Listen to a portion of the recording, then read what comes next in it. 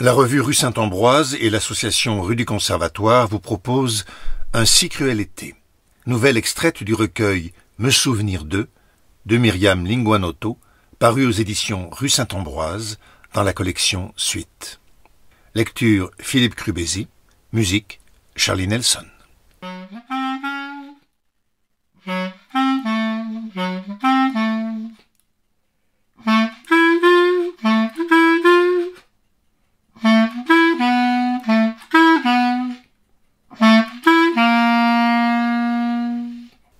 Matteo traverse la Piazza del Popolo d'un pas saccadé, jambes nerveuses sous un ventre proéminent, cheveux gris en vagues sur le haut du crâne. On dirait un vanneau ou une huppe s'avançant dans un marais, tournant furtivement le bec pour saluer l'épicier devant l'étal de sa boutique et, quelques mètres plus loin, une femme sortant de l'office de tourisme, un paquet d'affiches sous le bras. Les deux répondent avec un large sourire. « Ça va ?»« Oui, ça va. » Et chacun continue à s'affairer sur cette place terrassée de soleil. Lui fait juste un mouvement de la main, corps tendu, concentré sur sa trajectoire qui le mène à la Tazza d'Oro. Il a sans doute besoin d'un café pour se réveiller.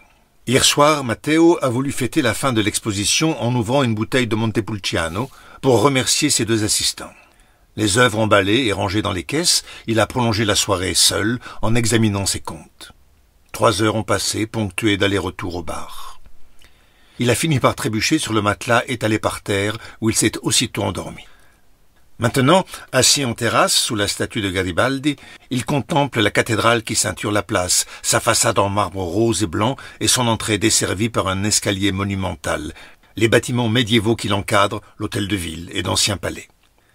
Pierre contre pierre, mur contre mur, il devine l'empilement des strates, comme si chaque édifice, né d'un plus ancien, laissait apparaître son architecture antérieure.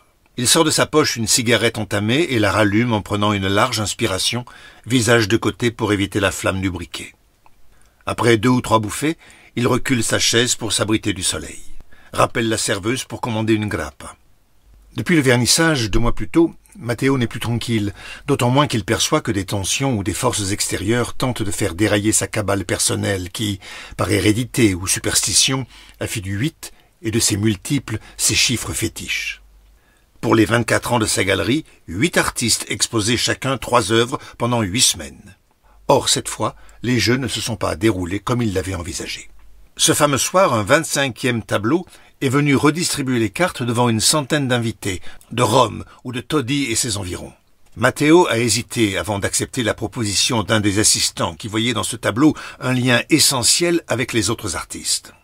Mais son goût de l'aventure et le ton convaincant de l'étudiant l'ont emporté. Le soir, rapidement, quelques points rouges ont décoré les murs, le prosecco pétillait dans les coupes, les discussions allaient bon train. Tard, l'assistant a organisé une performance en hommage au 25e tableau qui trace les déplacements relevés pendant une journée de grande affluence sur la Piazza del Popolo, répétés à l'infini sur la toile par le peintre qui a fait de l'obsession le médium de sa recherche artistique. La performance consistait à ce que chacun traverse une dizaine de fois la place d'un endroit à un autre, en fonction d'une esquisse préparatoire au tableau que Matteo a retrouvé dans ses archives. Ce n'est pas le fiasco qui s'en est suivi qui a embarrassé Matteo. Les invités étaient trop alcoolisés et à la fin, tous se sont couchés sur le sol pour admirer la lune rousse dans toute sa rondeur au-dessus du Duomo. Mais depuis, il a l'impression de chuter et, à l'instant, il préférerait que sa vie ressemble à ce qu'il a toujours redouté, un itinéraire bien balisé. Ce qui le tourmente, c'est que, contrairement à toutes les fois où il a rencontré des difficultés, il n'a pas un coup d'avance. Ces dernières semaines, il n'a pas empoché le moindre euro et tous les voyants sont au rouge. Les signes ne trompent pas. Cela fait 2 ans. 2 ans, soit 24 mois que tout a commencé à se tendre, à se plier, à se tordre. Et avec cette exposition de tableaux de sa collection personnelle, il espérait au moins un article dans le Corriere dell'Umbria. Il y a peu, cette place devant lui accueillait du matin au soir les touristes qui profitaient de la journée, déjeunaient ou dînaient et se rendaient dans les galeries et les boutiques de spécialité. Là, il est encore tôt, mais il n'y a que le silence qui résonne et mis à part les commerçants qui y vont et viennent. Quant aux monuments, ils ne sont plus ouverts que le week-end, faute de visiteurs. La ligne de chemin de fer est coupée, la gare fermée, des intempéries ont provoqué une série d'éboulements sur la voie. Matteo a l'estomac noué. Un événement sur lequel il n'a pas prise est en train de le déliter, de le dissoudre. Et le pire est là, devant lui, tout proche. Il va devoir l'affronter. Malgré la brise, il sent sa chemise collée à ses aisselles et la sueur mouiller son dos. Il devrait retourner chez lui, prendre une douche et se changer, mais s'il veut revenir à temps pour son rendez-vous, il ne doit pas traîner. Il termine café, grappa et cigarette en échangeant quelques mots avec la serveuse. Ils se connaissent depuis au moins 16 ans, se dit-il.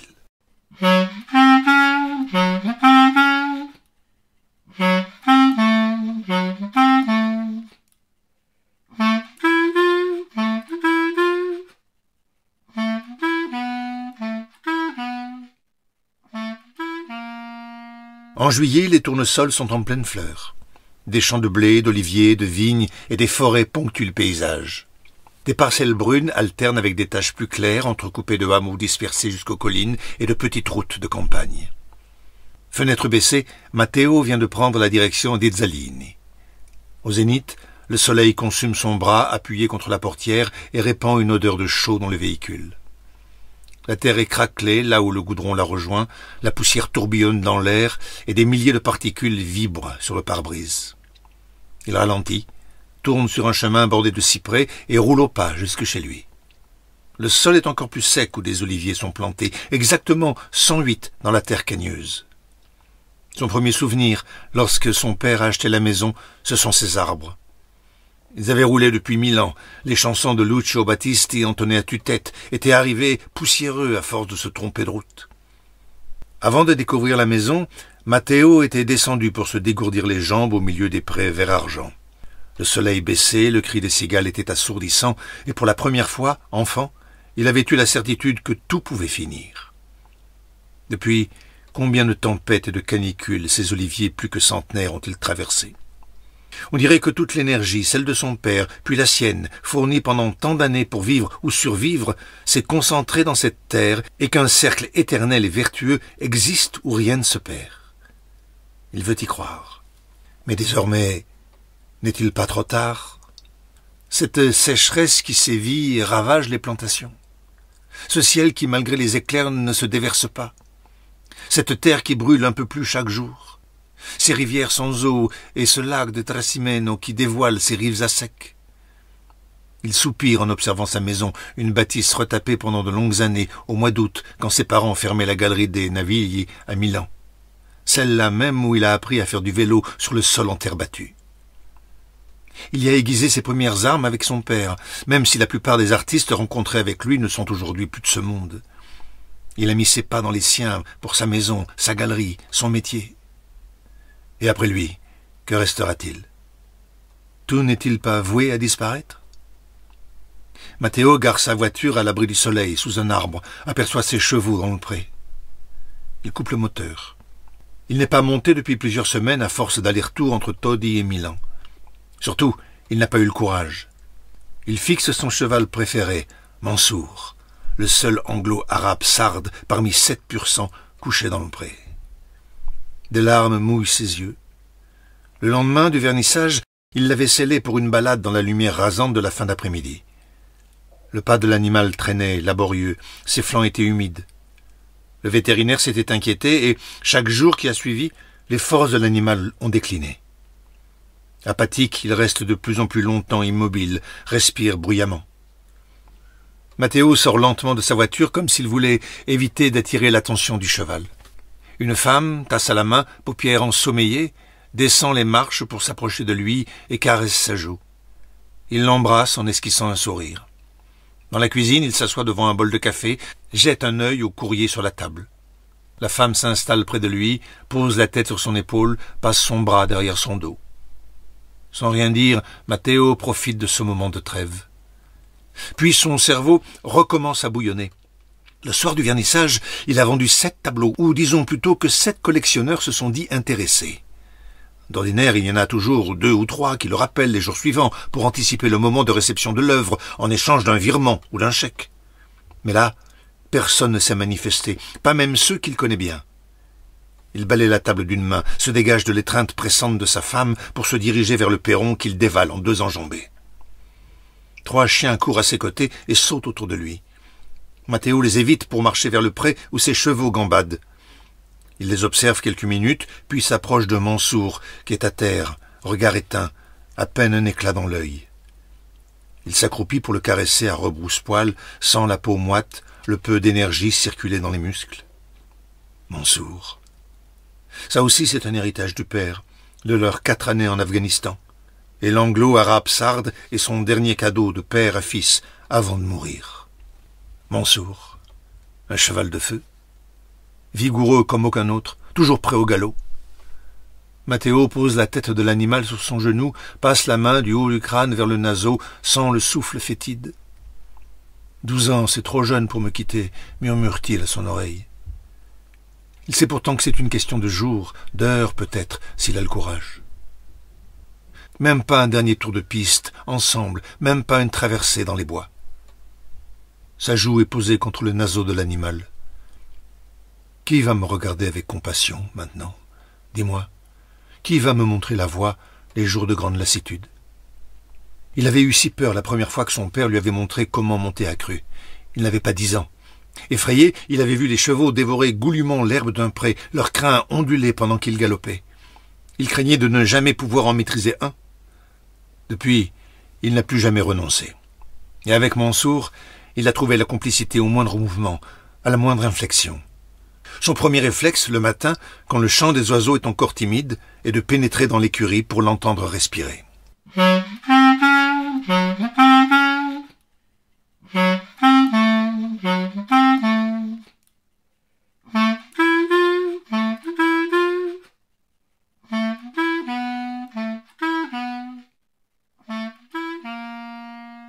Le ton d'une douche dont il aimerait que l'eau évacue la peur, Matteo est au volant de sa voiture. Il accélère sur la route qui le ramène à Todi, à travers le paysage somnolent dans une brume de chaleur. Avant de partir, il a appelé un paysan du coin. Ils se sont mis d'accord sur l'heure, en fin d'après-midi.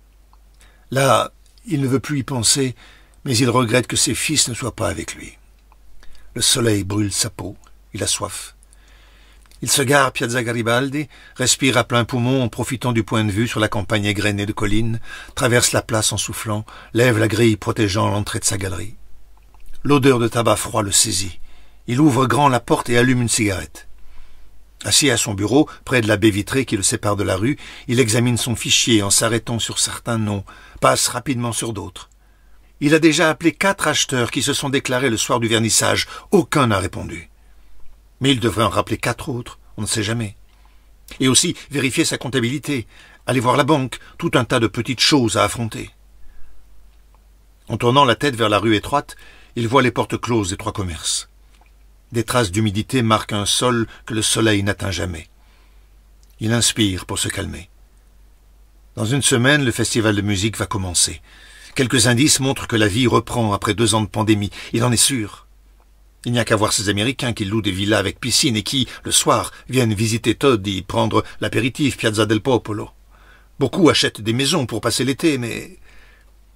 Un rire amer le secoue. C'est certain, ce ne sont plus les Américains des années 70, ces artistes de la génération de son père qui ont laissé une trace et choisi l'Ombrie pour y travailler. Il n'y a qu'à voir les Todi Columns de Beverly Pepper. Il avait 11 ans quand l'installation a eu lieu. Il a l'impression qu'un siècle s'est écoulé. Journalistes, critiques d'art, équipes de télévision, artistes, collectionneurs assistaient à l'installation. Certains écarquillaient des yeux admiratifs, d'autres commentaient, sceptiques, la place défigurée. Et lui avait vu surgir du sol un homme avec corde et lampe frontale. Il expliquait en gesticulant que la place reposait sur des réservoirs d'eau alimentant les collines alentours, tout un réseau dense de galeries, de puits et de citernes qu'il fallait étudier avant de planter des colonnes. Matteo était resté fasciné par les blocs de métal rouille en acier corten, des fusées dressées vers le ciel. Invulnérable et protectrice. Toute la région en parlait, et au-delà. Pendant une semaine, la fête battait son plein sur la place, l'air résonnait de conversations joyeuses, d'éclats de rire. Matteo soulève son téléphone pour vérifier l'heure. Il sursaute, sort de sa galerie en saluant exagérément un homme devant la porte. Il marche à grands pas, arrive en sueur devant une femme qui l'accueille en riant. Il s'essuie le front avec un mouchoir, respire bruyamment, jette un œil discret sur son écran. Aucun message. Tant pis, Il commande un verre de grappe. Il ne la boira pas, mais qui sait, il a besoin d'être rassuré. Il serre le coude de la femme pour lui demander comment elle va, si la programmation du théâtre est bouclée, si elle est satisfaite de sa saison, si le public est au rendez-vous, si... Elle répond vaguement. Et lui, Matteo, embraye. Ça ne lui plaît pas, cette vie qui se suffit à elle-même. On pourrait faire mieux, a Todi, réveiller cette belle endormie, réinventer cette ville au lieu de sommeiller sur son passé, réinsuffler la vie. Quelque chose doit changer. Le cercle est éternel, on ne peut pas l'interrompre. Il est allé au festival de Spoleto, la ville était vide, sans parler de Filigno. Ce qu'il faut, c'est faire moins et mieux, voire plus grand, ensemble. Il appuie sur les 3 syllabes, répète 2 fois. Ne pas être seul dans les heures et les jours qui viennent, sentir que tout continue. Il stoppe sa longue tirade, boit une gorgée de café, puis la grappe d'une traite et reprend. Il est intarissable. Il ne veut plus penser à son anglo-arabe sarde qui meurt seul dans son champ. Il veut être en septembre déjà, ou à l'été prochain. Il est en nage, les murs des bâtiments renvoient une chaleur irradiante. Il consulte la météo sur son mobile, s'esclaffe, s'affole, 41 degrés. Cet été qui appesantit tout, jusqu'où ira-t-il? Et cette place minérale, sans arbre, à découvert. Il se tait. Il n'a plus envie tout à coup. Ils échangent encore quelques mots pour se plaindre de la chaleur, de la sécheresse, le mot est dans toutes les bouches, partout, promettent de se revoir à la rentrée en se félicitant d'avoir posé les premières pierres. De retour dans sa galerie, la solitude le reprend, les assistants sont retournés à Milan en emportant le 25e tableau. Seul un couple franchit la porte pour savoir comment aller à la Casa di Pinta. Plus tard, un enfant le supplie de remplir sa bouteille d'eau pour continuer ses jeux d'arrosage. Tout l'après-midi, Matteo traîne dans sa galerie en rappelant d'autres collectionneurs. Mais en plein mois de juillet, personne ne répond. Il est finalement temps qu'il reprenne la route.